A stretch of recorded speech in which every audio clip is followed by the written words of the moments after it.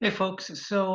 Quick introduction to King's The Purpose of Education. He wrote this in 1947.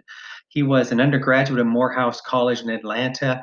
And as you'll notice here, if you look at this, he starts with a contrary to popular opinion stance and essentially saying all of these people are saying this, they don't really know what they're talking about. And so he sets himself up against them in a kind of writer stance, if you think about that, saying, let me see if I can articulate it for you. And so he says, it seems to me education is a twofold purpose. Much like Appia, there are two purposes, according to King. One of them is utility, getting a job, et cetera, et cetera. And the other is culture, as he says. And culture is a lot like Appia's utopia, but there's a difference because King goes much further than Appia. Rather than college being just a place where you explore culture and try to find yourself, as it is in Appia, college is a place in which you shape your own character. And even further, college's purpose is to shape your character. And he argues why. I'll let you read that. The context of this short article is really important to touch us upon the exigence. There's why was he compelled to write?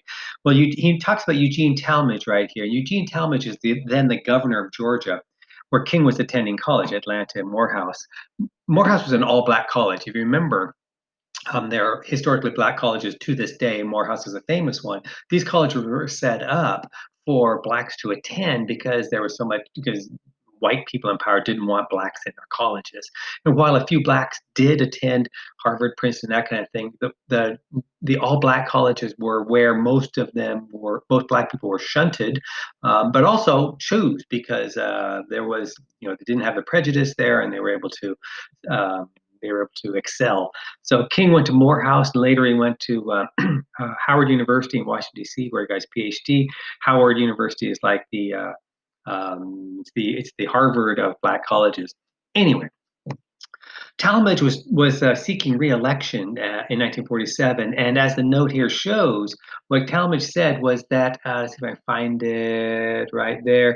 He declared that in the midst of his campaign for a new term of governor, the only issue on the ballot was white supremacy. Talmadge is famous as saying, among other people saying it, segregation now, segregation forever. And King was shocked, I guess, or stunned or saddened that such an intelligent man, because Talmadge had attended college and gotten a Phi Beta Kappa, meaning that's the highest honor society there is. He had a key to the Phi Beta Kappa societies. King is stunned that such an intelligent man could use his intelligence to conclude rationally the inherent inferiority of any group of people. So King wants to go further. Intelligence plus character. Intelligence by itself, as he says, is a great danger. Anyway, it's a challenge though. Character. Okay, think about that. Looking forward to see what you come up with.